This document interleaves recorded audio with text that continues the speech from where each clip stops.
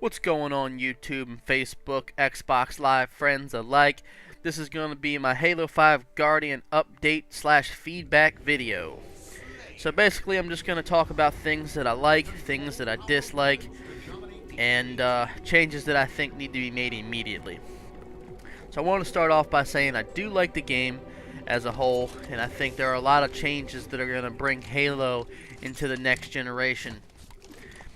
Starting with number one, I think the obvious, one of the biggest complaints is that the AR needs a nerf. I do think it does a little bit too much damage, especially when zoomed in with smart scope, because it does more damage. It makes the gun much more relevant. I think both starting weapons are very powerful if you use them correctly. Obviously the pistol being a more difficult gun to use. But I do think it could take a slight nerfing, because there are a lot of times where an AR will straight put down a BR in certain cases, especially when flanking and things like that. But this may or may not change, depending on the balance of certain maps.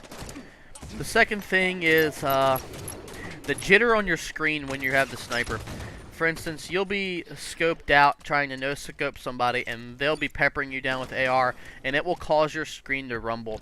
I think that adds to a level of randomness that will cause random twitch shots that do hit, shots that are lined up to not hit because it is rumbling your crosshair. So I think that needs to be removed as well. As far as the... oh, look at that terrible aim, jeez. As far as the movement goes, I'm pretty satisfied with all the movement. A lot of people seem to think that ground and pound is useless, but I think it's the most advanced ability in the game. As I've progressed playing, I've noticed that you can really use it to maneuver around even faster than you could before, in conjunction with the regular boost and sprint and/or slide. You can really use it to manipulate the map more so than do damage.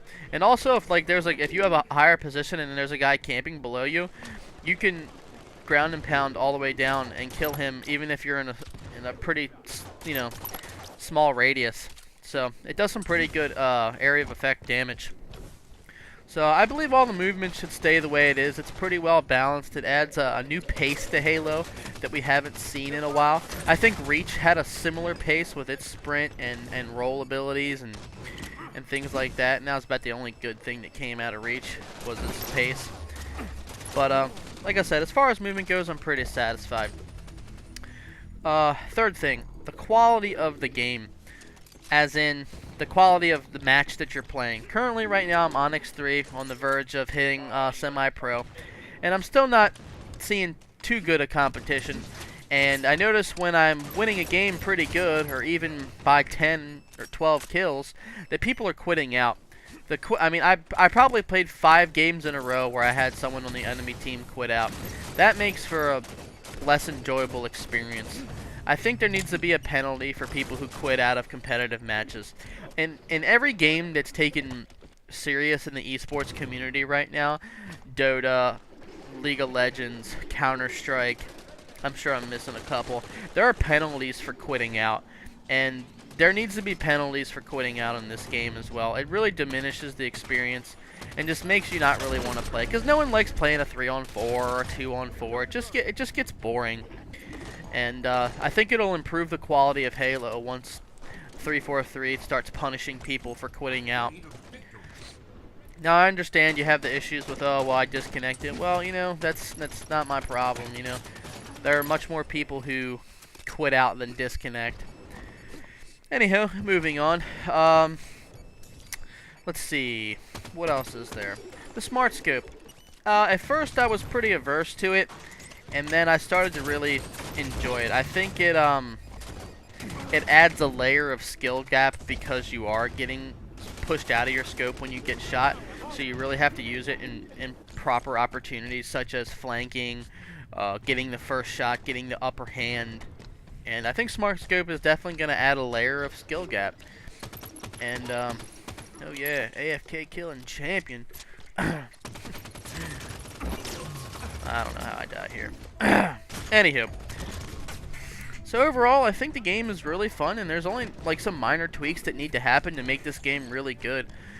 I mean, one of the issues that I kind of thought was that you feel a little tanky, but at the same time you have all this movement. It's like this huge contrast between tanky and lightness, and I understand you kind of like feel both of it. So I think they did a pretty good job on combining the two vibes of what Master Chief or what Spartans are. The Spartans are huge friggin' walking tanks. You know, they're supposed to feel heavy. But then you throw all this new movement stuff in and you feel like a friggin', you know, a gymnast. So I really think they nailed the combination of the two. The maps. I think the scaling of truth is pretty good for the game.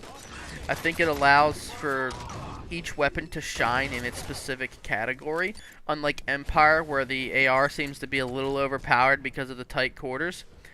But yeah, Truth is a good example of how good this game could be, and the angles and the depth and everything were great. One of my biggest concerns was that Sprint would cause bloating of the maps, which obviously it definitely has bigger angles than previous Halos, but I think it fills out nicely. The map is big enough to support all of the weapons, which I'm really excited about. Empire is definitely not my favorite map of the two, but a good enough map. I think it can be played competitively. I look forward to playing Empire with BR Start. I think that's where that map's going to shine. I'm really excited to see where this game goes competitively. I think there's going to be a great, vast amount of teamwork involved, because I think team shooting, just like any other Halo, is going to be important, but this one enormously because of the reduced auto-aim.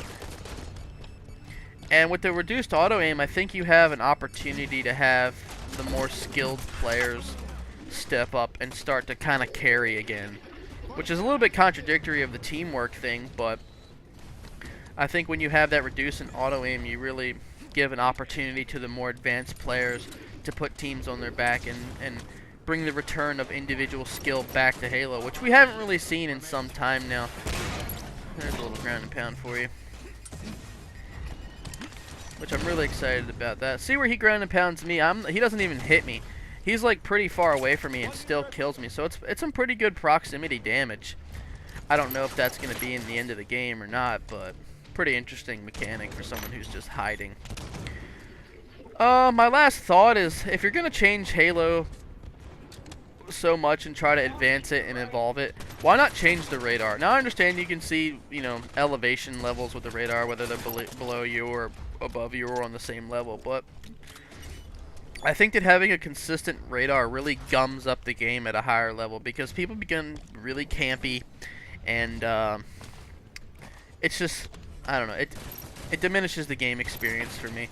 I'd like to see maybe a new style of radar, maybe almost a Call of Duty style, to where you only show up on radar when you shoot. I think that would be interesting. I know obviously the the Halo fanboys would be upset to have another Call of Duty mechanic, but I think that could aid in gameplay, because when a team is set up in a radar game type, it's really hard to flank them without them knowing, especially when you only have an AR, a pistol, or maybe a battle rifle or DMR at this point in the game. I'd like to see advancements in radar. Anyway, that's my beta feedback and update video. Hopefully someone hears it out there and agrees with my changes. Anywho, hope you're all enjoying the beta, and see y'all next video.